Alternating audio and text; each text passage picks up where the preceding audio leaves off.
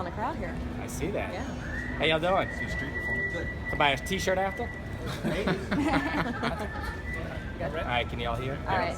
All right, good. What can you tell us? So at about 1:30 this morning at Canal and North Rampart, my officers responded to a call of shots fired. Upon arriving in the area, they found a number of things. Once we kind of sorted it all out, we discovered that an individual was waiting at the red light at Canal and Roosevelt. And as he was doing so, the person that was sitting in the car next to him, the passenger, got out of that vehicle, approached his vehicle, and at gunpoint demanded him out of the car. That individual, the driver, the victim was an Uber driver, and he had a local woman in the back seat that was one of his fares or passengers. So they both got out of the vehicle, at which time the gunman got in the vehicle. The victim, the Uber driver, had actually been able to gain control of his own weapon, and the gunman made a motion that made the Uber driver concerned that he was going to get shot, at which point the driver opened fire on the perpetrator, missing him completely. The perpetrator panicked, fled the area south of Canal Street, where he hopped up onto the neutral ground and tried to make a U-turn in the neutral ground, nearly struck two of my police officers that were standing out there on Canal Street traffic control coverage. Other officers were obviously responding to the shots fired and to the erratic behavior, so the perpetrator panicked and hit three more vehicles that were occupied in the northbound lanes of Canal Street that was sitting in traffic, and jumped out of his car and began to flee. He got a few steps from his car before my officers were able to converge on him, take him down, and arrest him without any kind of further incident or injury to him or anybody else. In the subsequent investigation, we did find a local man who had also been shot with a grazed wound to the hand. He was taken to the hospital where he was treated and released.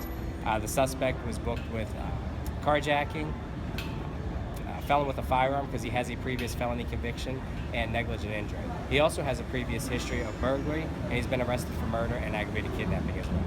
Will there be any charges for the Uber driver who whipped out his gun and fired? So at this point, we feel as though he was acting in response to a threat to his life, but we will put that entire package together and give it to the district attorney's office to give them the opportunity to review our work independently and see if there is something there that he might have some criminal culpability for. Was he the legal owner of his gun? He was, yes, ma'am. And he remained on scene, turned over his weapon, and was extremely cooperative with us.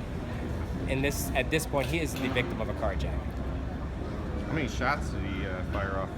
So at this point, we really can't say because we're waiting some ballistics information to come back to tell us which casings might have been his, which casings might have been the gunman's or the perpetrator's casings. So until I get those ballistics tests back, I wouldn't be comfortable in saying. Would it be accurate to say more than one? It would be very well. And so the gunman, the carjacker, he did not fire, or did he? He might. We're still kind of waiting for those ballistics evidence to tell us whether any of those casings are his casings as opposed to the other victims. Who was struck by the gunfire?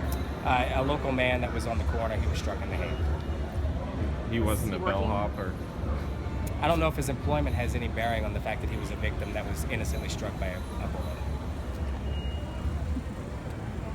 Any other questions? Any concern, Nick? I mean, we talked yesterday about, thousands of people in town. First of all, was the woman in the Uber? Do you know if she was a tourist? Do you have any? She was a local woman. Okay. Yeah. So speaking about just generally the security for this for the New Orleans Bowl this weekend, I think you could see that we had a really robust response by our officers. The guy got literally 2 or 3 steps from his vehicle, from the vehicle he had just carjacked, before he was taken down by my officers and arrested. So everybody was where they were. He actually almost struck 2 officers as he was trying to flee the scene.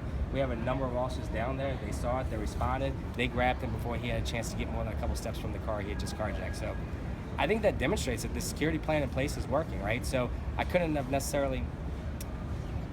I think the people were in the places that they needed to be so that we could respond to things like this in the event that they happen. Sounds good. All right, thank y'all. Guys.